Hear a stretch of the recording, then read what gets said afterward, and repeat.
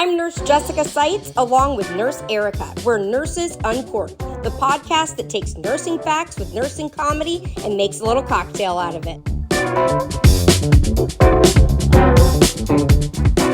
Hi guys, welcome back to Nurses Uncorked. I'm so excited. I've got my Chardonnay at my side, and I got my sidekick, Nurse Erica, here. It's me, Nurse Jessica Seitz. And we're back again. We've got a guest again because, like I've said, I can't stand Erica alone. So we just keep having people come on because she drives me insane. No, I'm just kidding. I love Erica. Her and I could talk for hours. But we keep finding guests to have on, so why not? So this week we have a fellow podcaster, which is amazing because I am tapping this gentleman's brain and trying to learn all sorts of things. We have Kevin McFarlane, that I am just learning is in charge of 2 podcasts. I'm a fellow nurse, ER nurse, right, Kevin? Yes? Yep. And, well, Kevin, you introduce yourself. Tell people Sure, a little bit about yourself. I don't have to do it. Tell them. Yeah, no, I'm happy to do it. So I'm Kevin McFarlane, and I am a emergency nurse. Been an emergency nurse for a long time. I have 2 podcasts. I have one podcast called The Art of Emergency Nursing, which is pretty much just nurses, me and interesting nurses kind of sitting around telling stories, talking about experiences they had as an ER nurse. It's one of my favorite things to do is just talk to ER nurses and ER nurses from all over the world. So it's been super interesting. And then I have another podcast with my friend, Dr. Lisa Wolf, who's an emergency nursing researcher. And we do a podcast called How Not to Kill Your Patient. I've got to check that one out. Title. That one's a little bit more clinical, and it's really kind of geared towards triage or towards that initial contact with a patient in the emergency department. But we also tackle social issues and kind of global issues and whatever just kind of happens to hit our brain. If either me or Dr. Wolf feel like we need some therapy and we want to talk it out, sometimes we'll just talk it out on the podcast and a little debrief. And then people That's like awesome. to listen to it. Yeah. Hey, you know what? We absolutely. need nurse managers to listen to that podcast. How Not to Kill Your Patient. We need to get them to maybe listen in on some of that. Yeah, that's good. That's the next challenge. That's the next challenge, right? It's like how do we get the leaders to listen to this podcast and listen to these podcasts and hear what's going on at the front lines because they don't always know. I have a feeling they listen to ours because a lot of the leaders listen to Erica because they're scared she's going to talk about them. I think if they've gotten in trouble, they go on her TikTok and they're like, "Oh shit! Did she post something about me?" She hasn't talked about me, so I'm good right now. Yeah, right. Yeah. If Nurse Erica's tagged you in a TikTok, forget about it. And you're a manager, and it's not good. Nothing but trouble. Yeah. So Someone's before gotta we do get it. into this week's topic, we're gonna do our cocktail of the week, and Erica's in charge of that. What you got for us this week? I've got ice and a straw. No. Oh, that's it. Cocktail of Delicious. the Thank you. She's on a diet. Ice and a straw. I am actually. Okay, so like 1 or 2 podcasts ago, I did the peach flavored buzzball, and I promised that I would be doing the Espresso Martini version soon. So those that can see the video, it's these little tiny like tennis ball size things, and they come in, I don't know, like a dozen different flavors, a bunch of them. And these 2 caught my eye. So I did the peach last time. I was shocked at how strong it was. Yeah, it was really good. And it was like surprisingly strong. I was really surprised. And so now we're gonna do. Is it like a can? Espresso. It just sounded like you popped a can. It's a can. Is it a can? Yeah. Oh, It's a okay. can. I didn't realize that It's last a little time. ball Okay. with it's like a can, on top. All right. Fancy. I'm actually very interested to hear how this one's going to taste because I know. I'm not a huge. I love coffee, but not like coffee liquors. So I see these in like the gas stations. Yes. And But you've never convenience tried stores them, all right? the time. I don't I've drink, never had so one. I don't drink. But I don't know anyone who's tried them. So How This it, is Erica? strong. she's strong. making a face. So We're getting uncorked. It's strong, not just alcohol wise, but the coffee like is strong. Like it's espresso, so it's at first it's a little like woo, but it's good. It's good. I'm not complaining. Okay. All right. Enjoy it. And Buzzball, if you'd like to sponsor our podcast, want to sponsor us for real, please, let us know. We can go down every flavor if you'd like. There's probably plenty of nurses. There's probably plenty of nurses drinking them, so it's a great sponsorship opportunity. Sure. Hey, you're on the way home, not on the way to work. On the way home. On the way home, you need gas. You need a Buzzball. I don't know. Anywho, yeah. Well, cheers, Erica. Cheers, Kevin. Cheers. Yeah. Yes, cheers. So I don't even know what we're talking about really this week. Erica kind of is in charge, so this is going to be a surprise for me. I don't know. What are we doing? Well, I thought maybe we'd start out. Kevin, I know you told us about your that you do ER and podcasting, of course. But can you tell us a little bit more, like how long have you been a nurse? What drew you to ER? That sort of thing. Absolutely. So I've been a nurse for about 16 years. And before I was a nurse, I was a tech in the emergency department. And how I became a tech in the emergency department is kind of a funny story. And I don't know if I've actually told this on my podcast. When I first went into the hospital, I went into the hospital and I was a volunteer in the radiology department because I thought I wanted to be an X-ray tech. Okay. And at the time, as an X-ray tech volunteer, I was volunteering for the hospital. At the time, as a volunteer, like my job was to go in and develop the X-rays. I would go into this dark room, put the films and the chemicals and hang them up and let them dry and do that kind of thing, or run them through the machine and process them. And I realized that was kind of like watching paper dry, and literally, and I realized that wasn't that the most exciting thing to do. It wasn't the most exciting thing to do.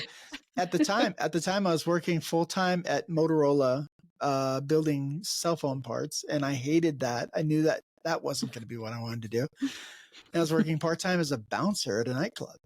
And and Kevin, which the was bouncer. fun, check it out. Right? which was fun, but not really a good job for like a grown-up. It's a good job when you're like 21, right? Yeah. Like you don't see very many old bouncers like that. That's not a thing. Yeah. Anyways, probably not good. So yeah, it's like, how do you reject the old woman trying to get into the club when you're old? Right? when you're older than when you're like, ma'am, you're older than me and I'm old. Okay. Sorry, we can't let you in, honey. You old. What is that from Knocked Up? When they try to get into the club together, the movie Knocked Up. Do you remember that, Erica? I don't remember that. I don't remember that. Oh my gosh, y'all gotta go funny. back and what's a classic. She goes out with her pregnant friend. So she's older, she's like 38, and then she's going with her pregnant friend to try to get into the club, and the bouncer's like, I can't let y'all in. And she's like, why? And she's like, is it because my friend is pregnant? He's like, no, because you're old. So wrong. That's just gotta hurt, right? That's just gotta hurt. Yeah, y'all have to go back and watch that. When I was there with radiology, I got the opportunity to go to the ER a couple times when they were having a trauma or a recess, and I realized how much fun the ER looked like they were having a blast, right? They got to see all the cool stuff. They got to see the traumas, the medical emergencies, and I got to talking to one of the technicians in the emergency department. I'm like, how do you do what you do? And he's like, well, he goes, I'm an ER tech, and you got to have your EMT license, and then we get to do all these cool things. And as a tech, I got to do all the cool things that the nurses do. I get to do all the tasks that the nurses do, without any of the responsibility, right? So it was a cool job. Yeah. We did a lot. We did more than most techs in most hospitals. We did IVs, blood draws, NG tubes, Foleys. Really? Wow. It depends on the state. No idea. Yeah, it depends on the state. It depends on the state. We did suturing. We Wow. We did local anesthesia. We did splinting. So we did some of the things that the doctors did, and we did some of the things that the nurses did. And it was the coolest job. It was the coolest job ever. So, but then I realized again, I wanted to take it to the next level. And as a tech, for those of you who are techs who are going to become nurses, as a tech, you something happens in your brain. You're thinking, oh, I can do whatever the nurses do. Like, this is easy. Well, you're like, I pretty much yeah. do what they do. Yeah. I do what they right? do anyway. Yeah, I said that. I remember saying that to myself in my head, going, I do everything the nurses do You already. didn't say it out loud. That's good. Yeah. I certainly didn't say it out loud. Not with the nurses I worked with. No way. Yeah. And now, of course, I realize, like, sure, you can know what to do, but do you know why you're doing it? Exactly. And that's what makes the difference. That's what makes the difference between a tech and a nurse. And I had a conversation about that. I had a conversation about this recently with a new grad nurse who was like, well, I just need to memorize the protocols. I'm like, you don't want to memorize the protocols. You want to know why. Why are you doing the protocols? Why does the protocol call for this? If you know the why, you can figure out the how. The how is easy. Right. But then I went from the ER tech role to the ER nurse role, started in the pediatric ER, did that for a while. I've done a few things, things in nursing. Been charge nurse in the ER, worked the ER, worked pediatric ER. Now I currently work as an administrator on duty for a hospital here in Texas, and it's kind of like being the charge nurse of the hospital. Some hospitals call it a house supervisor, some call it an AOD. And that's just the coolest. That's like the secret leadership job that people don't know is a really cool job, because you get to be the boss when you're there. And then when you're gone, nobody's looking for you. Right. So but when I tell people I have a pretty cool job. Everybody's looking for you. When you're on shift, when you're on shift, yes, if you're on shift, it's kind of like being a fire hydrant at a dog show. But when you're off shift, you're off shift, and you don't have to. I just had to think about that for a second. Think about that for a minute. Yeah, that makes sense. So, But it's a great job, and I have a great team that I get to work with and be with. So it's a cool job. Okay. Did you work at the same hospital, like when you transitioned from tech to nurse, or did you switch? Oh, I did. I actually, when I first transitioned from tech to nurse, so I was casual pool at the hospital. I backed off from full time, and I was teaching full time in teaching EMS full time. And that gave me a little space between the time I was a tech in the ER full time. And I was actually a supervisor as a tech. I was a tech supervisor. So it gave me a little space between that and the time I actually came back as a new grad nurse. Okay. But the funny thing was, as a new grad nurse, I'd been a tech for so long at the hospital. I'd been at the hospital for like 15 years by the time I became a nurse. And I was a supervisor, so I was in leadership there, in a leadership role there. So they were like, "Hey, do you want to be the charge nurse?" I'm like, "How about I figure out this whole nursing thing first?" Like, thank you. Give me a while to figure that out first. And it's funny how quickly they try to promote people nowadays. And people are willing to do it. People are like, "Oh yeah, I can go be the charge nurse." I'm like, "Be careful what you wish for." It's a tough role. Exactly. You don't know what you don't know yet. Yeah. It is a tough, and especially men. I don't know, maybe I'm jaded, but I feel like they will really promote men in nursing disproportionately to female nurses, even though, they're a small percentage of the total, right? But yet they are a larger percentage of leadership. And so I've seen that a time or two. It's all those extra brain cells that come in the penis. So it makes sense. No, I'm kidding. I'm kidding. I'm totally kidding. Totally makes sense. Feel free to cut that out. Feel free to cut that out. That was just me being obnoxious. We're keeping it. That's staying in. But the reality, you're right. I mean, there's pros and cons to being a man in nursing. Yes. Like, I mean, there may be more opportunities for leadership, but there's sometimes when it's kind of tough too. Like a lot of shifts, like I may be the only guy there. So and it's it depends. And there's more now, but like when I graduated nursing school, there's a lot more. Gosh, there were three nurses, 3 males in my program, and the last term that I was teaching in nursing, half of my clinical group were males. So it's definitely males, We had That's two. I mean, that's Two in great. my class. In 2000, when I yeah, graduated in 2000, we only had two guys. I I I mean, think there the were bottom, 2 in mine. Yeah. Yeah, the that's it. bottom line is nursing's a great job, whether you're a male or female, and you can make a great living doing it, and you have Yeah. lots of opportunities, and you can work your way. You know, if you want to work 3 days a week and be done, if you want to work 5 days a week and work Monday through Friday and have weekends off, you can do all that. Like, and you know, there could be, you know, opportunities to work from home, to work abroad. Mhm. Yeah. There's so Yeah, many I options. don't know why anyone would not want to go into nursing. And you know, if I had the chance to go back and do it again, as challenging as sometimes nursing is, I'd absolutely do it again. You would. Wow. That's That's because we good. love it. That's why we go into it, because we love it. So Yeah, at the root of it I all, no matter what's yeah happened, I think our hearts are still in yeah it, you know? So Yeah. and I know not everybody feels that way, but that's certainly the way I feel. That's So great. that's so That's sweet. amazing. Yeah, that So, Kevin, you started as a new grad in ER. Looking back now, what's your opinion of that? Do you think that's a good thing for nurses that want to, just do emergency medicine, or do you think they should really get their feet wet somewhere else first? here's what I tell people all the time when it comes to whether or not to go straight to the emergency department.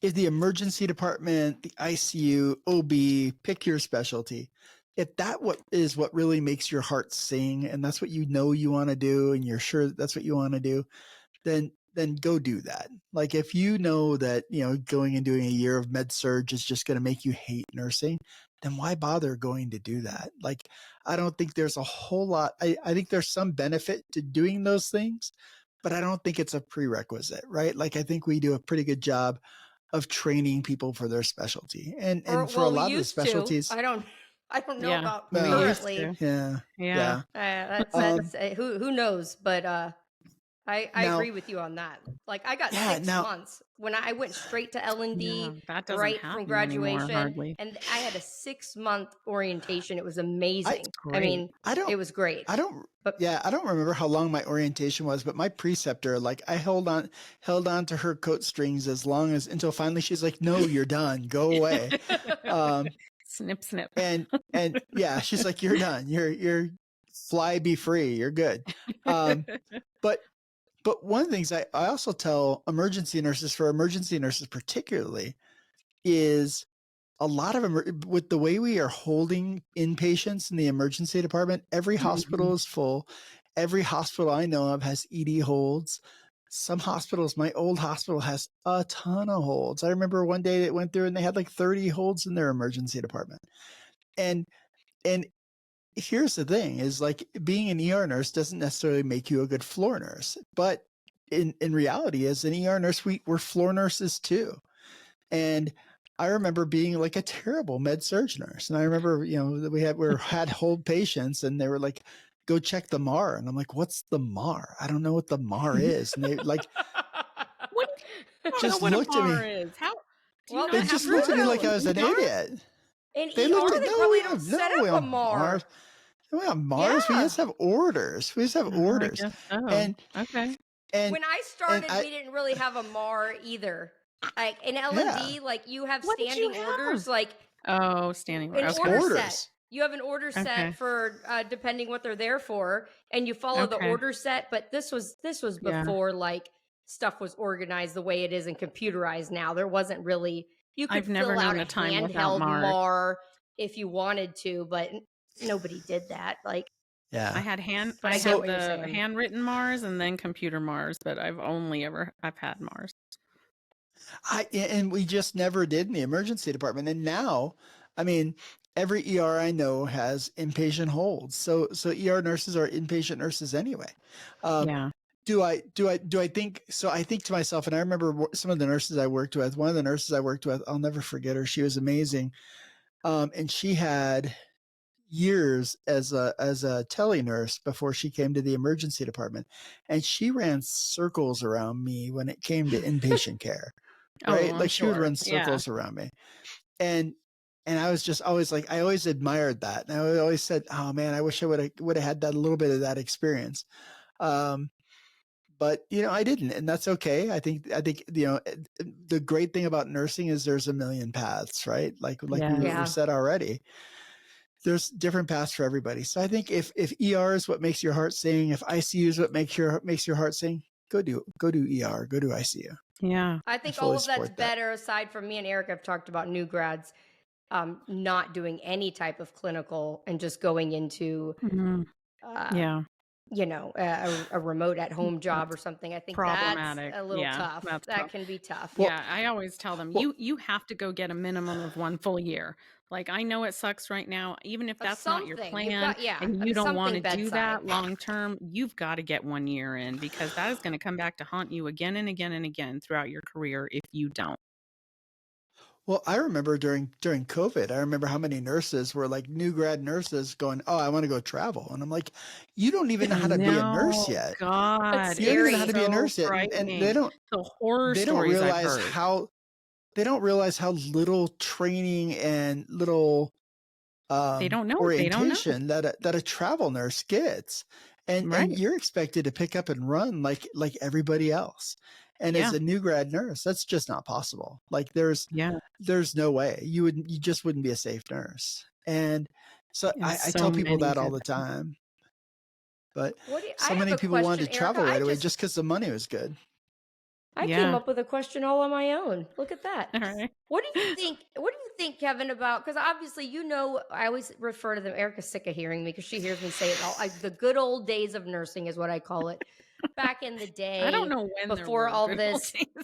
Well, it was good old. When I was a kid, like better days. It was good old days compared to what it is now. Okay, what are your thoughts on the way things have transitioned electronically? Do you think? I mean, I know obviously it helps us to have all this computerized stuff, but you remember the days where we just wrote stuff down on our clipboard and we still got the job done and we did our things. But do you ever feel like sometimes it just adds to an insurmountable amount of added task on a daily basis that they can just continue to mount onto people? Like, or do you feel like it's refreshing and helpful? And your opinion is your opinion. That's okay. It might be different in the ER. I think so. I'll never forget an old mentor of mine and an old boss of mine. One day he said, "Let's do a little experiment." He goes, "Let's go see where all the nurses in our department are." So on the computer. Sure enough, we walked to every nurse, and there was every nurse. He's like, "I just want to see where every single nurse is," and almost every one of the nurses, with the exception of maybe a couple, were sitting at the nurses station charting. And they were sitting at the nurses station. We chained to a computer. We gave them the benefit of the doubt that they were charting. And he said, if they're here, they're not where nursing care happens. Right? Correct. Yeah. They're not where nursing care happens. Now, if you have the wows there in the room and you can be in there with the room, you got your wow and you can wheel into the room and do your stuff there. Most don't. Most will go in there and maybe scan their meds. Because you get interrupted left and right by the patient. Like, it's going to take you twice as long you're ignoring them. Regardless, you feel like your back is turned and you're ignoring them. Absolutely. Absolutely. Yeah. It's hard. It's not easy. But I don't know that when we had paper it was much better. I think that there was, when we had paper, we'd write something quick. It probably wasn't as detailed. So I think it's a little bit more detailed now. But no, I disagree. Do you disagree? I think it was. I would just write like something to remind myself of the time, and then I'd go back and write it the way it needed to be written. And for me, I didn't take away from my patient. Like. I was able to be in their face and be there for them during labor, and then I could go back and chart the stuff at the end. But now with the amount of things that you're required to chart, it's almost impossible to try to do something like that and then tackle it all at the end. Now that's a different story though. That's not the difference between electronic and paper. That's the difference between the amount of charting we had to do now in order to justify that hospital stay and justify that person being in the hospital versus what it is now, where where nurses have to document the snot out of everything to justify the patient being in the hospital. And we have to justify everything. You know, we have less ancillary care at most hospitals, so nurses are doing more jobs. You know, a lot of, you know, we don't have near the amount of techs we did when I was a tech. We don't have near amount the ancillary help. Also, you know how with education in other countries, they always say that like America ranks so poorly because everything is multiple choice. I kind of feel that way about electronic charting. It's like multiple choice. And I feel like it has really taken away, because everything's a drop down choose, you know, it's really kind of taken away having to like think for yourself, you know, like what was that assessment? What am I calling that? Where was, instead of just like mindlessly click, click, click, click, click, you know? Well, if you've ever watched,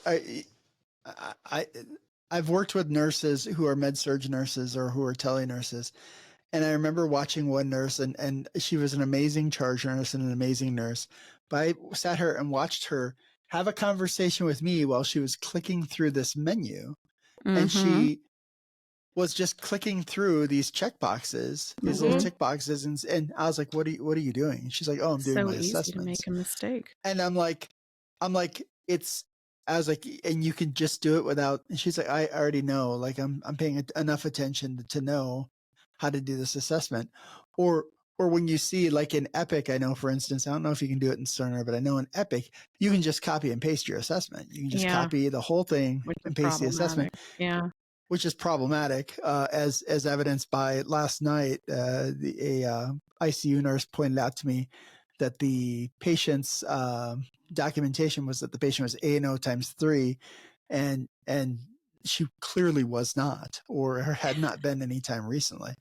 Or they have but the doctor just copied and pasted amputee, bilateral amputee. And we've all seen that documented. You get used to clicking that. Yeah. Yep. It's part of your Yep. But we would see the same thing too. I remember a nurse coming to, when I worked in the pediatric emergency department, I remember a nurse who was floated over from the main ER over to peds, and she was in triage because we thought that was the safest place for her, which now I'm like, oh my gosh, that's like the worst place for them. Yeah. But we put her in triage. Important. That way she was, she was in the penalty box. And she would come in, and her, she did a documentation for a like 2-month-old or something. And she wrote the respiratory rate is 18. And I'm like, you should probably go check that again, because I'm pretty sure that's not true. And if it is, we probably need to bring that child back to the resuscitation room. Yeah.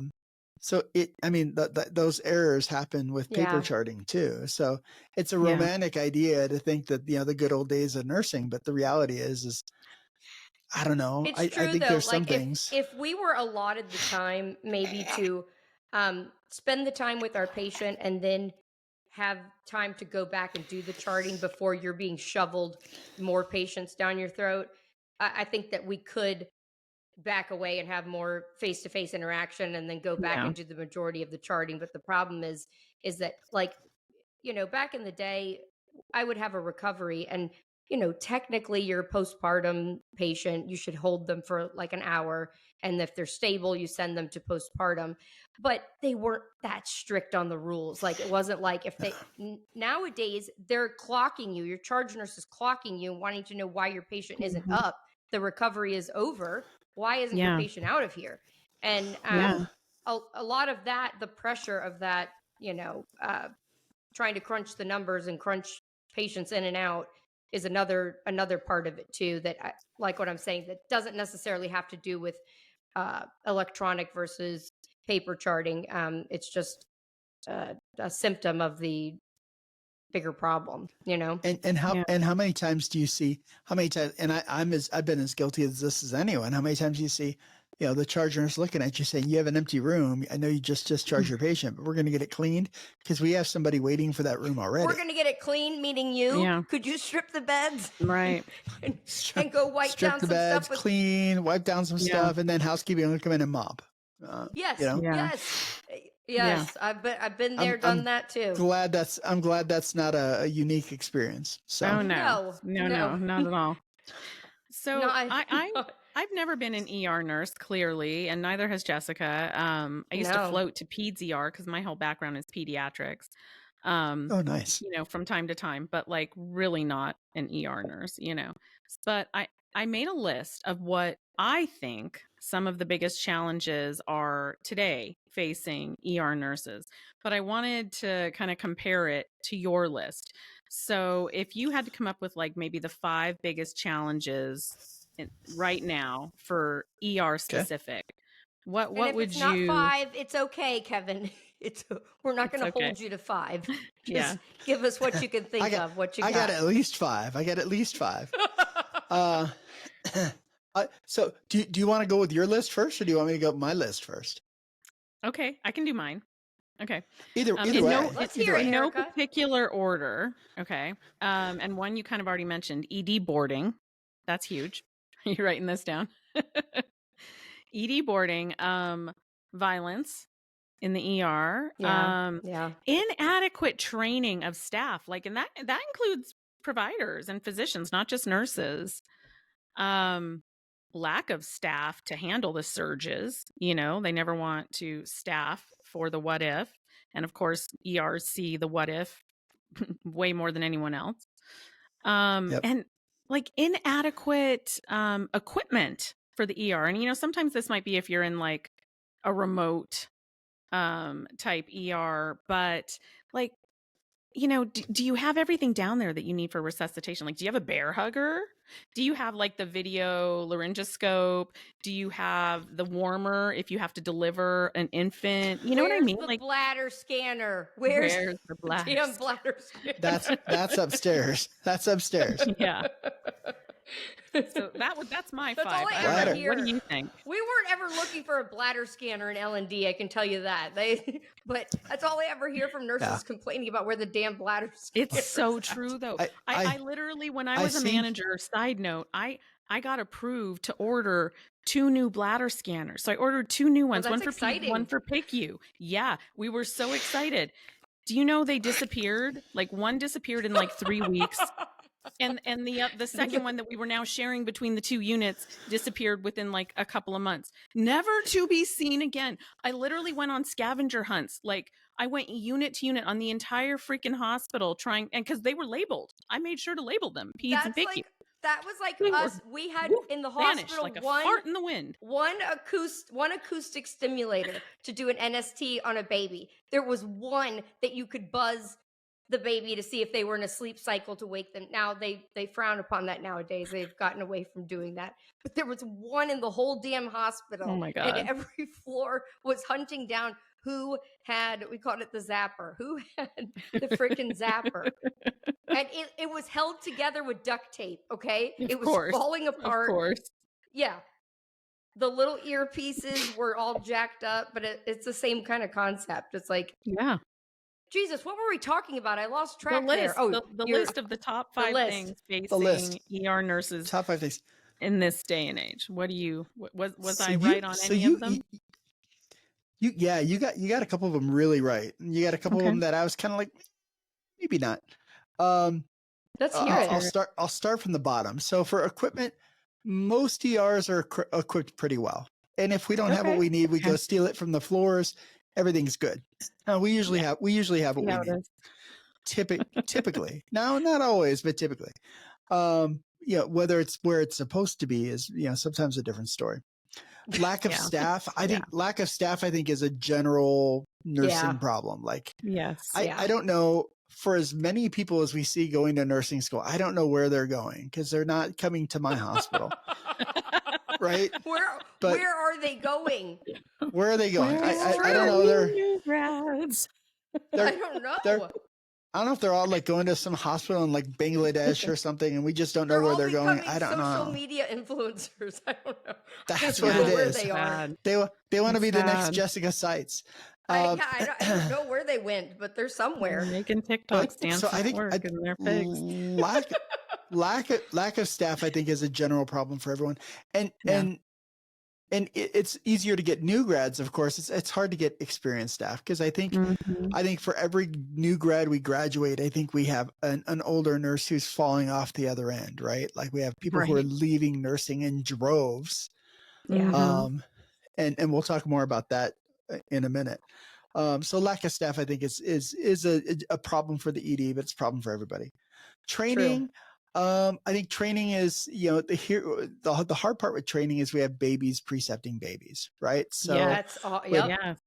we have brand new nurses, and again, that's not unique to the emergency department. That's kind of everywhere. But we have, your 1-year nurse teaching your 6-week nurse. And that's part of the old days of nursing. It didn't used to be like that. I know I sound like an old lady, but it did. That's true. You could not precept somebody as a new nurse. It just didn't happen. It wasn't. Yeah, it certainly wasn't the issue then. But part of it, and I think there's some wisdom to that, because I think in some ways there's some stuff that somebody just a couple steps ahead of you would be fine to teach you to do, but there's wisdom that your experienced nurses have that may not come up, or they may not think to tell you unless something comes up. And one of the things I try to do in my role now is, if we have something that's a teachable moment, like, let's all get together and talk about this teachable moment. That's good. And like, so we can say, like, for instance, we had a code stroke the other day, and we had to use the telestroke machine, and many of the nurses who were on the floor, some being fairly new grads and some being a little bit more experienced, most of them haven't really played with the machine that much. So I was like, come on, y'all, I'm going to show you how to put in the order. I'm going to show you how the order goes in, and I'm going to show you how this machine works, because you don't have to touch nothing. And kind of made it a teaching moment when we could. But it's not, but again, you have kind of the blind leading the blind in a lot of things, or the severely nearsighted leading the blind. Maybe I don't know. And that's not to poo-poo on new grad nurses or nurses who are a year out. No, it's just the reality. They may not have the depth of experience. Yeah. They may not have the depth of experience that, everyone has an old nurse in their unit. We used to. I was gonna call out a couple. I'm not gonna call them out. We've talked about this before too, Erica. Haven't we? About the nurse that just hangs on. Cranky. But they have earned the right to be that cranky, because they have been through it. And I always say, like, patients that don't understand nursing, they're like, I want someone that has really good bedside manner. No, you don't. You want the nurse, regardless of how foul of a mood they're in, that has been there and seen it and done it and knows their shit, and has no fear of going toe to toe with the doctor and getting what you need. If you can be both of those things like I am, then you're perfect. But clearly, Erica, you can't have it all. No, I think the ideal is kind of those.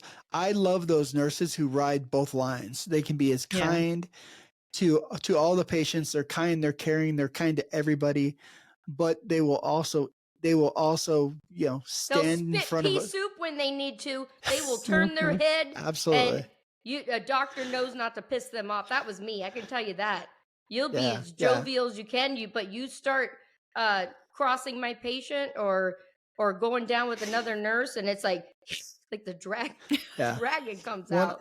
One of the nurses said last week, she was talking to me, she goes, I'm usually I'm a pretty easygoing guy, and I've been in the ER long enough that, like, nothing really phases me. They're like, oh, this patient's really sick. I'm like, okay, cool.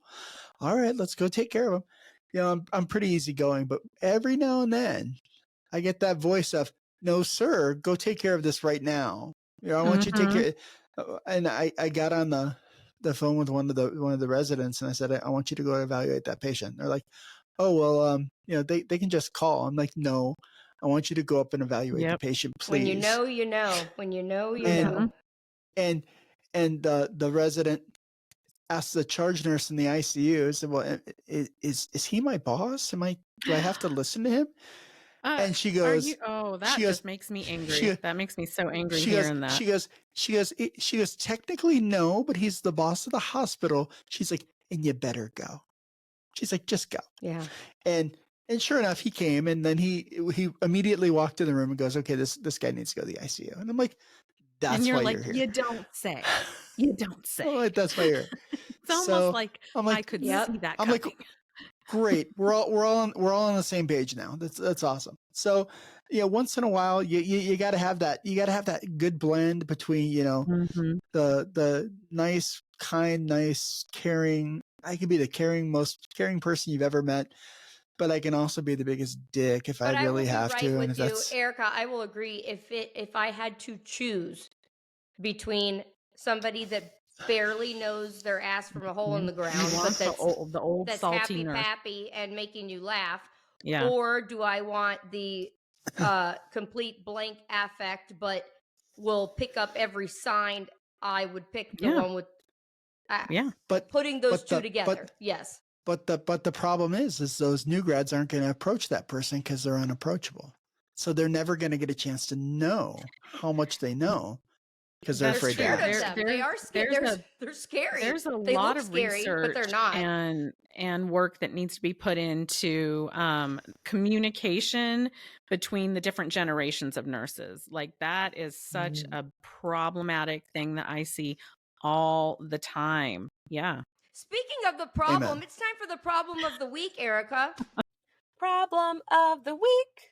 Told you it was just gonna come, and then we'll let Kevin finish his list because I don't think he finished it. But I heard the word problem, and that's it. We're just stopping right there. Problem of the Go week. right to it. Yeah. Okay. Yeah. All right. And so you know what, Kevin, who does our soundbite for problem of the week is Redonda. We have her taped going problem of the week. Yeah. She said it, and we really recorded cute. it when she was on our Yeah. podcast. So every and week now I we play it. splice that in the middle. That's funny. All right. That's What do funny. we got, Erica? What's our problem of the week? So a couple days ago, I posted something. A nurse had asked me, like, how do I feel about nursing reimbursement? And I posted something about how CMS absolutely needs to create a reimbursement model for nurses. And I've talked about this a long time ago, but I don't know that everyone's heard about it. So I got some feedback, some DMs from nurses that were like, why? Why do nurses need to bill? Why should we be like, they just really don't understand. And it was almost in a critical, like, well, almost like, who do you think you are? Like doctors bill, providers bill. Why should nurses bill? So I just want to tell everyone, we used to bill. I think people don't realize that. Like in the 1920s, nurses were basically independent contractors. And patients' families would hire them. To come in. And then when they left and went home, they would get two bills, one from the nurse and one from the hospital. And by like the 30s or 40s, hospitals didn't like the competition, the financial competition. So they started employing nurses full time. And then you get insurance companies in the mix and the whole thing. And before you know it, we have like completely forgotten that we used to bill for our services. And now we have, for what, like 100 years or something now, been rolled into the room rate. So to those nurses that don't think that this should be, I ask you, do you think that nurses should be valued more than the bed, than the stock room supplies? Because that's what we're bundled into. And if we were billing for nursing services, we're not would bringing be in respected. the income. We're not bringing in the income. Right. Yes. They would because respect when a doctor does something wrong, it's not the same as when a nurse does something wrong. I can tell you that. Because nurses in their eyes are expendable. And it's just another whatever. We'll get somebody else. But somebody's bringing in high dollars, or what, they protect their asses. That's for sure. I can tell you that. Yeah. If you generate revenue, they respect you. Yes. A wise nurse once told me is that people don't go to the hospital for medical care. They go to the hospital for nursing care. Mm-hmm. Yeah. Like, that's if all they needed was medical. Yeah. If all they needed was medical care, they could be medically managed, probably outpatient. Yeah. People come to the hospital because they need nurses to look after Correct. them, to give them medications, to make sure they're safe. People come into the hospital, with the exception of maybe ICU or maybe especially ICU. They come into the hospital for nursing care, not physician That's care. true. The That's true. Yeah. So And so we have this like archaic reimbursement model that, it's wholly inadequate. And we need CMS to step up and develop and institute a reimbursement model for nursing care. That would be a game changer. Like people ask me all the time, how are we going to fix the nursing profession? That right there would move mountains. Why for did the we get nursing away profession. from that? Do you know, Erica, what the shift was? Like why? Yeah. I mean, did it that was stop? hospitals not wanting to compete with us for billing back in the day, like 100 years ago. And then insurance companies, it was the insurance companies that were like, roll it in with the room rate. Roll it in with the room rate. Yeah. Because they don't value us at all. So it's true. I think you're right. Probably nurses have very skewed ideas on that, or don't really know what to think about that. You know what I mean? Because if it's something that you don't know or you've never really heard of, it's like, why would we want to do that? That doesn't really make any sense. But if you think you're more valuable than the pillow, then we should be billing for nursing. I don't know. Those pillows go missing. I was going to say, have you ever tried to find a pillow? Like I can't find it. In L&D, they're gone, man. When women, they take them pillows in their beds. You ask about equipment in the emergency department. The emergency department never has pillows. No one ever has pillows. Why is that? Or wheelchairs. Everybody's laying on their stretcher like this with no freaking pillow. I will tell you though, one hospital did solve this problem. I think to some degree. The hospital I used to work for did something that I thought was pretty ingenious. They took everybody's pillow budget in the entire hospital. The entire hospital's pillow budget all went to the emergency department, because when the patients come in, most of the patients who come in through the emergency department, and most of the time we were sending them upstairs with a pillow, and they would just keep that pillow. So this hospital took most of their pillow budget and gave it to the emergency department, and we had Mark the pillow guy who had marked the pillow. Yeah, we had piles of pillows. He was the pillow hoarder and not kidding. He had boxes and boxes of pillows. It's true though. You transfer a patient to the floor, and send the pillow. They roll right over. They roll right over with their pillow. It's like forget about it. It's not like we're gonna say, "Ma'am, can you roll over? We need to take that pillow back downstairs with us." Right. They'll look for one up here. They would expect us to do that. They would. They would probably expect us to do that. Or excuse me, that's our blanket. With that cost, that we need to be cost effective in the department. Could I have that blanket back, please? That's right. Yeah. That's right. Yeah. So you're right. That's a problem. Yeah. That's so that was the problem of the week. I'll have to talk about that some more at some point, but yeah, I don't think nurses realize we did used to bill for our services, and we are rolled into the room rate. So let that sink in. Who knew? Yeah. That was a good problem of the week, Erica. Thank you. Thank you. All right, Kevin, what's next on your list? Where are we at? Back to the list. Okay, so we talked about equipment. We talked about lack of staff. I think that's pretty general. Talked a little bit about training. You mentioned violence, and violence is up there on my Mount Rushmore of ED problems. Yeah. Violence in the emergency department is a problem. Everything from physical violence, abusive, verbal violence, verbal abuse, physical abuse. The emergency department gets a lot of all of the above. If I had a nickel for every nurse I know that had, been assaulted as an emergency, very few emergency nurses I know have not been assaulted. And I was assaulted in the first week I was in the emergency department. And it was, and it's always a problem. Would you share that story? Do you mind? Or sure. Yeah, we trying to remember the very first time. Way back in the day. Way back in the days before I was even before I was even a nurse, we had a young lady who was suicidal, and she was in a hallway bed because she was in a hallway Right. bed. And at the time, we weren't as good about putting one-on-one sitters with them or a constant observer with them as most hospitals are now. And this young lady went in the bathroom, locked herself in. We knocked and finally we opened the door. And she was under the sink, and she was self-injuring herself. She was cutting herself. Oh God, And bless her. we went in. Of course, we dived in. Me and a couple other folks dived in there, and in wrestling away the knife, I got stabbed in the hand. Oh gosh.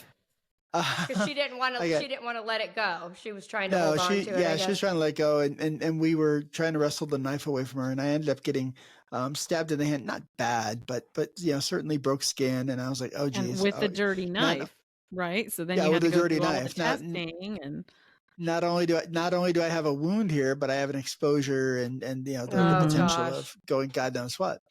Right. And that was just the first of many. When I was in the emergency department, I had I'd been spit at, punches thrown, kicked. What's the worst one you can remember? What's the scariest thing you've been involved in?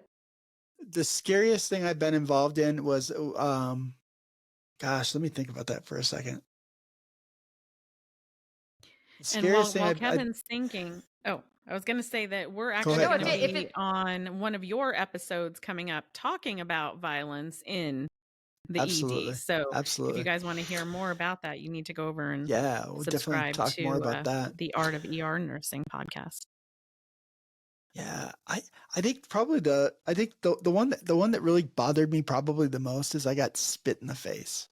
I had a patient I've had that. Just spit right in my face. Yep. And it wasn't, certainly it didn't hurt me to any degree, but it just really grossed me out. It's very invasive and very it's very invasive, very. But I know nurses who've been hit. I know nurses who've been kicked. I know a nurse who was just knocked cold. And I've had a few interviews with nurses on my podcast that have experienced that, and every time it just makes my blood boil. But it's such a prevalent thing in the emergency department, and we'll talk about this more in the episode when we talk specifically about violence. But it's a symptom of a larger problem. So violence is definitely on the Mount Rushmore of problems. I got one. Boarding. Yeah. No, you got two. You got two because boarding. Okay. Absolutely a problem as well. That's still a failing rate though, Kevin. You're what? Almost 50%. You're like 40%. That's not bad. It's not bad. Yeah, it wouldn't pass the NCLEX, but it's not bad. For never having worked in the ER, that's pretty good, I think. Yeah. So and really, if you talk about the lack of staff, then you're like 60%. So you did pretty good. But boarding is a big problem for emergency departments, because emergency departments are terrible inpatient nurses. And having them in the emergency department is not good. It's not good for anyone. It's not the place they need to be. It's not their specialty. But we see it at every hospital I've ever been to has boarders in their emergency department. Well, and it used to be boarders would be like for a shift, maybe 24 hours or something. When we say ER boarding now, they're there for like days and days sometimes, right? I remember we had a psych patient. What, they get discharged from there basically? Worst. I mean, yes. Oh yeah, seriously? all the time. They do. Yeah. All the time. That's crazy. We had a psych patient who was in the emergency department for like 4 days before he finally got accepted to an inpatient psych bed. And how is that anywhere near therapeutic or decent or even humane care? The chaos of having somebody in that, the chaos of the ED, little tiny ER room, and you're trapped there for 4 days. It's just cruel. So and when you have boarders, you're going to have a combination. So you're going to have med surg and you're going to have ICU and everything in between. And that's Yep. certainly not fair to the Well, nurse. and they're expecting you to keep up with your ER load. Like that's where the problem lies, is that you've got these acute people rolling in that need to be seen. So who gets put on the back burner? It's the ones that are stable and waiting on a room. One of the things I tell nurses from not the emergency department, from nurses other than the emergency department, every time I get the opportunity is, your emergency department is the only place in your hospital that doesn't get to say no, right? Yeah. Like if you're full in a med surg unit, you can say, nope, we're full. Sorry, we're capped. That's not true, Kevin. I'm going to 20 disagree beds, with you on that. L&D does 20 beds. not get to say no. We do not get to say no. No? Okay. No, All right. you got somebody rolling Even if you're in full and you don't have any beds? Fair enough. No, you freaking put them in triage. You do a delivery in triage. We have delivered a patient one time in my nurse manager's office. You don't get to say no. We don't divert. No, there is no saying no in L&D. Wow. So what are you going to do? Close your legs and stay in the lobby? Like, well, that's what we do with them in the emergency department. We're like, close your legs till we get you Just upstairs. wait till you get upstairs. Well, yeah, but I will say if they're coming in for something very minor, we can have them sit. But I'm talking about, you can't say no to high acuity things that are rolling in. You're right. No, you're right. You can't. And you're right. And labor and delivery is one of those other places that just doesn't get to say no. But the emergency department too, and the most unsafe place in your entire hospital is the ER waiting room, because we have no idea what's out there. Right. And if they're an undifferentiated patient, we don't know. It's scary. It's the scariest place for people to be. So I like to remind folks that, med surg gets to say no. Tele, ICU gets to say no.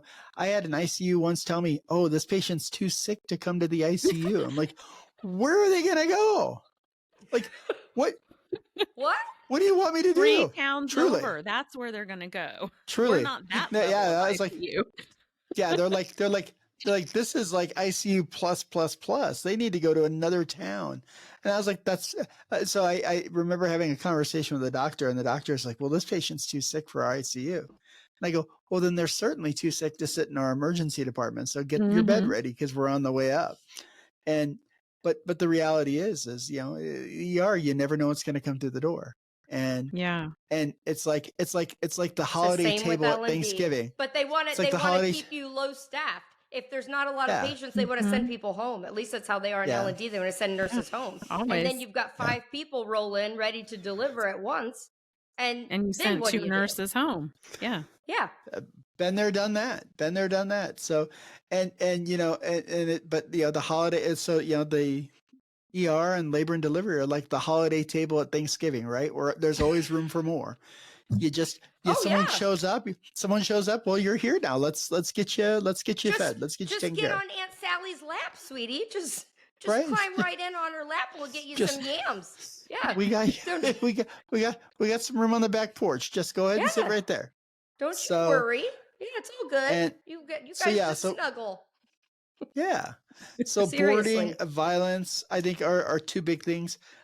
Training, I'll give you the training too, in that one of the things I think we see with nursing, one of the things I think we see with nursing is a lot of times nurses finish their general education, and then unless it's mandatory, they don't get any other education. Like, very few nurses are like, hey, let's grab a book and let's read about this. True. A lot of nurses, so that the experience they have is the experience and the knowledge they have is the knowledge they have. Yeah. And, they're not constantly trying to update their knowledge or revisiting their knowledge. Along those lines, so that's a problem. I worked in peds forever, right? For like ever. Okay. And certainly one of the most experienced nurses there, level 1 trauma. Like, I had done it and seen it all. Very, very, very experienced. But I didn't get my certification in pediatrics until I'd been doing it for 1 million years. And when I had to sit down and study for that national board certification, I was like, well, that would have been good to know. Where has this knowledge been? I learned so much. But really, I was like the expert in peds. Well, no, I wasn't. I really wasn't. You have to keep continuing to learn. And I'm always telling nurses, like, you need to get certified in your specialty. Once you've been in a specialty 2 years, start studying, get certified. Amen. Amen. Yeah. Amen. I carry multiple certifications, and I Me can't too. agree with that more. Yeah. Because it's going to force you to study. You're going to have to study this stuff, and you're going to have to review this stuff consistently. Yeah. And it forces you to get more than the average CEs and very specific CEs to your specialty. So I highly recommend that. But I mean, because we know people who have 20 years experience, and we know people who have 2 years experience that they've repeated 10 times, right? Like, so they haven't learned anything new in the last 20 years. Right. And it's just not the same nurse. It's not. Right. So you're absolutely right. Yeah. How would you compare new grads today to new grads, like, say, pre-COVID? Have you noticed a difference? A deficit? He's like, I don't know. It's a revolving door. I mean, it is. I know true. I'm laughing. It's not funny, but it's hard to keep up with people.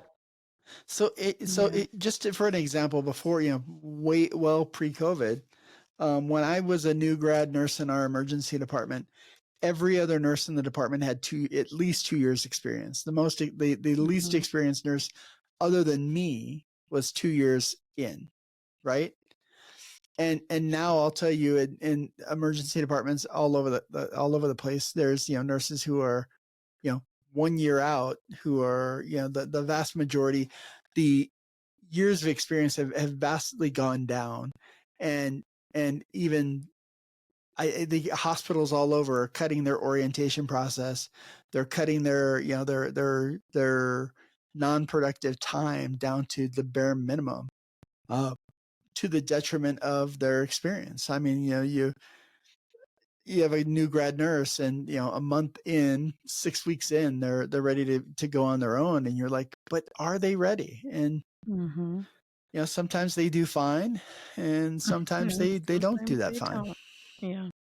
So it makes it tough. I think that there's more nurses that are I think the knowledge base and the skill level has probably gone down. I don't have any evidence to support that other than just kind of a gut feeling. But certainly it's, certainly orientation processes are not, and part of that kind of comes back to the staffing, right? Like if we have 10 vacancies on nights, then we need that new grad to hit the ground running and be counted on the schedule just as soon as we can. And that's unfortunate. Such a recipe the worst for disaster. Yeah. Yeah.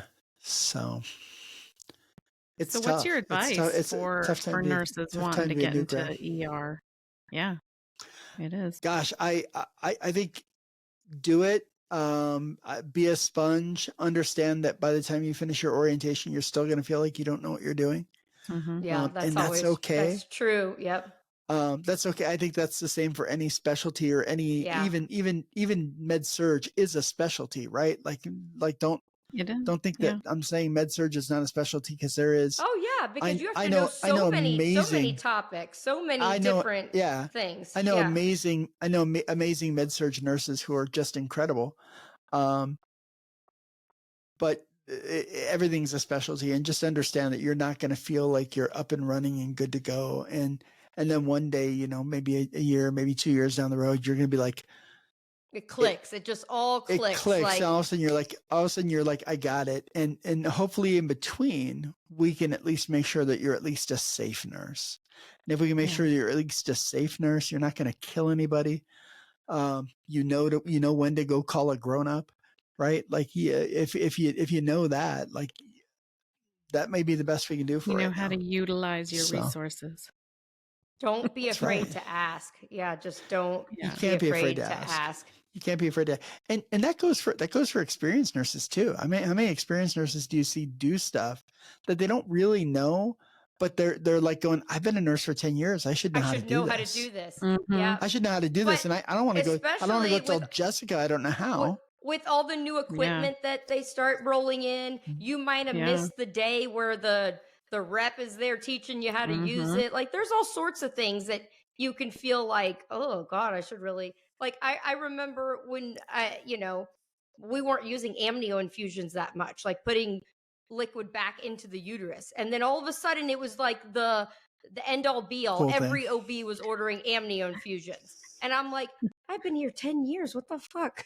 Like, Yeah, I should know how to do an amnio infusion. Yeah. But I had to ask. I'm like, can somebody show me how to use this freaking pump? Because I don't know how to set this thing up. But you got to ask. One of my last days when I worked for one hospital for a long time, I was a charge nurse there for, I don't know, 5-6 years, worked at the hospital for, almost 20. And one of my last days, I got to do something I'd never had the chance to do before. And I got to give Black Widow antivenom. And I was really? Like, that's exciting. I was like, this is like, yeah, it was like super exciting. I was like, this is the coolest thing ever. You call pharmacy and Pharmacy. You're like, hey, Pharmacy. But you know how expensive I need antivenom some is? of that Black Widow venom. Not every hospital will stock all the antivenom because that shit is expensive. So when you get something rolling in, they are on the phone calling all the area hospitals like, they better be. Where can I get this? Where can I get this? Yeah. Yeah. And I don't remember. I remember we had it on hand. I remember we had it on hand. I remember we had to get it from the pharmacy. What is it? I'm just curious. I think it was an IV drip. Okay. It was an IV drip. It was like a 50 cc bag. Is it black a little and creepy bolus. looking? Sadly, no. But the spider was. And the funniest part, we went in I went in and I had a student with me and I was like, ooh, come on. They were like, Kevin, do you want to do the trauma or do you want to do the Black Widow bite? I'm the Black Widow bite all day. Yeah. I'm like, I've done a million traumas. I'll go do the Black Widow bite. So sure enough, I go do the Black Widow bite and the lady shows me a little urine cup and she goes, here's that little bastard that bit me. And brought the spider in. She killed it and brought it in. I was like, oh my gosh. Wow. Good. That was actually smarter. They could confirm what type of spider it was. They're like, the docs are like, well, yep, that's a Black Widow. Sure enough. So, so you're always learning something new. And even what did now, the bite look like? I'm like all curious now about it. Was her leg all swollen or what? I'm trying to remember. You've never had I don't think she. I seem to think patient or anything. Had a what? I think she been. I said, you've never had like a snake bite patient or anything because you're all L&D. You've never hardly had to deal with it. I've seen gross things, but I haven't had a snake. We've got pregnant women hardly get bit by snakes. From down there, we've got condyloma down to your ankles. I mean, I've seen all sorts of stuff, but I have not. I mean, we've had to turn the lights off to see if the worms are going in or out or what's happening, but I have not. Hey, I got stories. You want stories? I can tell you stories, but I have not had a spider bite. No, sorry, can't say that I have. Well, I always joke that the one, if you want to scare an ER nurse, all you gotta do is bring in an OB patient. You're gonna scare an ER nurse. Yeah. I love that. So. I love when they call us over there, like, code labor, hurry, like, get over here. And we're like, we're coming. We're coming. You're like it's fine. It's gonna be all right. So we had a hey, we don't want chest pain though, Kevin. Don't give us anybody that's we don't want that. We want to ship them off to either ER if they need to go or ICU. We don't want nothing to do with any of that. Whenever I get a call from my labor and delivery and they're like, come now, I'm like up and running. There's very few times I run, but like a labor and delivery says, come now, I'm coming now.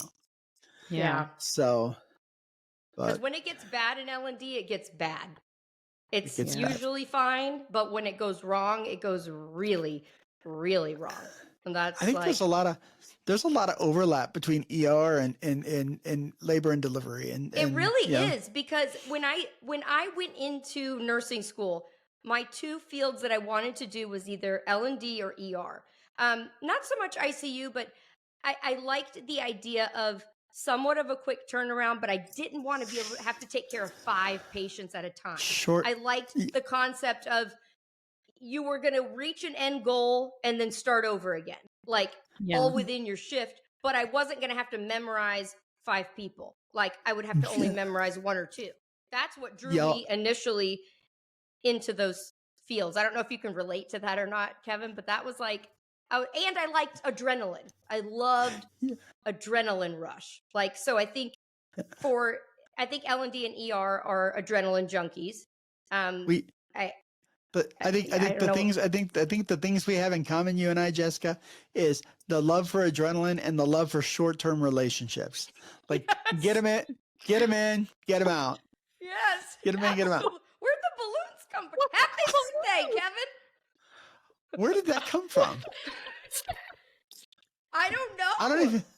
I thought you were congratulating me on being saw that L&D too, nurse. Am I seeing? I've never seen that in my life. Oh, don't I've never lie. seen that in my He life. probably has Swear a to God. button over there he's hitting that's like, No. now cue the sharks, cue the balloons.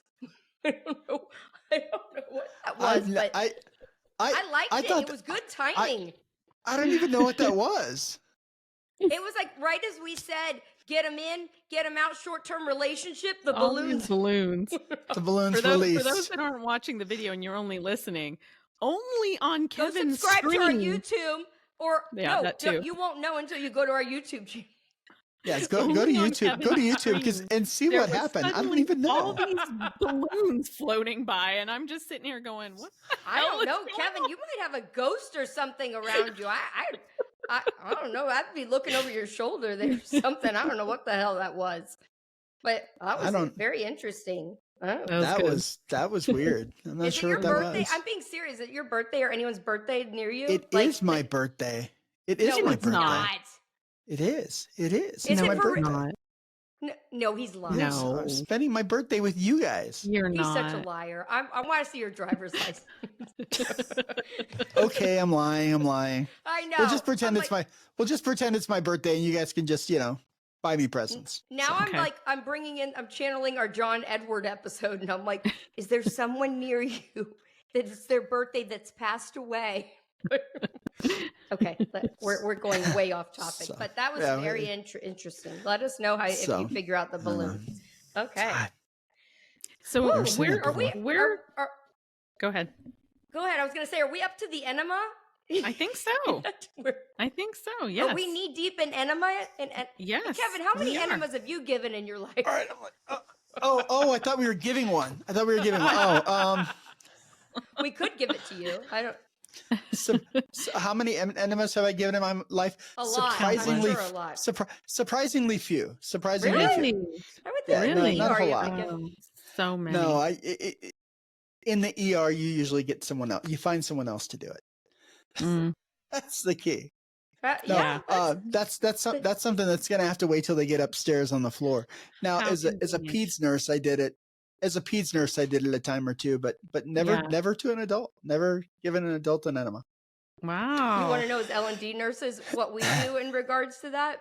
Wow. No, I don't. It used to be that was the standard of care. Like a patient comes in early labor, they get an enema because Oh my God. A, it's going to clear them out, but it's going to get their labor going. Like to have a huge bowel movement, it's going to speed it. So every patient got an enema back in the day. And then they got away from that because they found it. Good. First of all, if you're going to shit during labor, you're going to shit. Okay. It is what it is. If you're going to push and there's poop, the poop's going to come. Who cares? Yeah. Right. Can I just say one of the most traumatizing experiences in my nursing career was when during my labor and delivery rotation as a nursing student, I was watching a labor, and this woman was laboring. She was pushing really hard, and she shit everywhere. Oh, that's Play-Doh not Fun the Factory. nurse- Play-Doh Fun Factory. The nurse just takes a blue towel and just kind of Uh-huh. Yes, what covers you it up do. and goes, "We're good. Just keep going. Keep going." Do you And know I what was that? like- Do you know what that linen cart looks like for housekeeping at the You end know- of yeah, the you don't wanna- delivery? It's yeah, not you good. know what? It's not good. It's not good. And And I then was people like, are wrapping remember thinking- themselves in them blankets later on. Just think about that.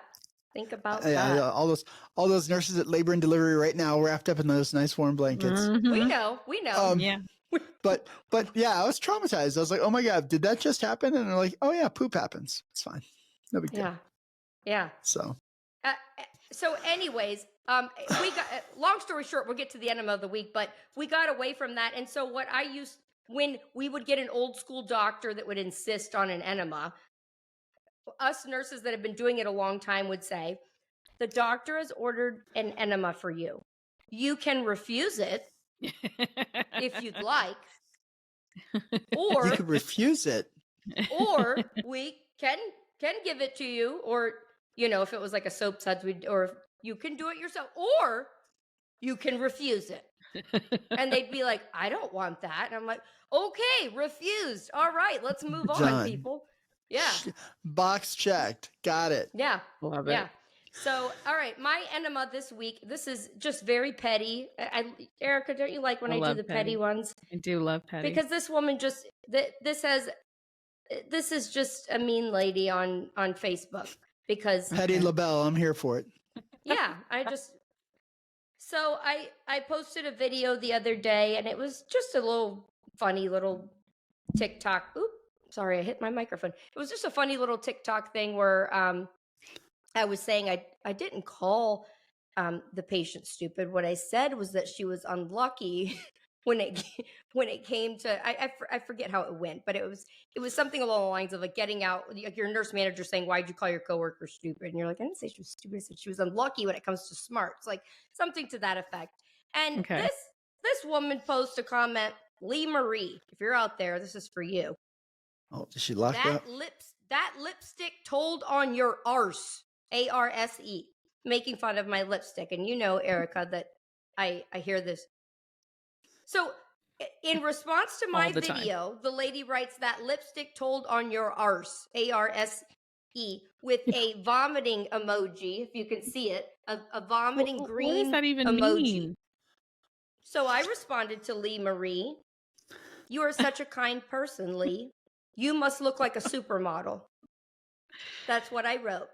You're and nicer when I went than to me. Lee Marie's profile, she has no profile picture nor no background picture. They're just flowers of a tree with flowers on it. So Lee Marie, this is for you this week. Enema is for you. This enema's for you. Keep your friends close, but your enemas closer, Lee Marie. That's all I've got to say about that. All right. Haters gonna hate. Yep. And a hater's gonna hate. Kevin, tell everyone where they can find you. I am super easy to find. 2 podcasts, Art of Emergency Nursing. That's right. I'm in my home. My address is it's a I'm sorry, Kevin. I told you I'm a jokester. Where can they find you on social media? Social media, you can find me at Art of Emergency Nursing. I'm on Facebook. I'm on Instagram. The podcast is anywhere you get podcasts. Wherever you get your Nursing Uncorked podcast, you can probably find Art of Emergency Nursing as well. And my other podcast is called How Not to Kill Your Patient. Great. It is ER focused, but it's a great general nursing knowledge kind of thing too. And I just learned that your those wife are 2 places also to has find a me. podcast, right? Yeah, your wife. What's her podcast? True. My wife is a transplant recipient, transplant survivor, and she's seen how much fun I was having doing this podcasting. So she started podcasting as well. So if anyone's in the transplant space or a transplant recipient, she has a podcast called the Pre to Post Transplant Podcast, where she interviews transplant recipients from all over the world. So cool. All right. Yeah. So thank you so much. Lots Kevin, of podcasting going on in this house. If you guys don't already subscribe to the Art of Emergency Nursing, hop on over there so you can catch us on there as well. Make sure to follow us on your podcasting streaming platforms. Give us a 5-star rating. If it's a 4 or lower, we don't want it. Give us a 5 and give us a nice comment. Otherwise, you'll get an enema. No, I'm just kidding. We're just kidding. But honestly, and if you like video content, follow us on YouTube. Thank you, Kevin. Until next time on the next Nurses Uncorked.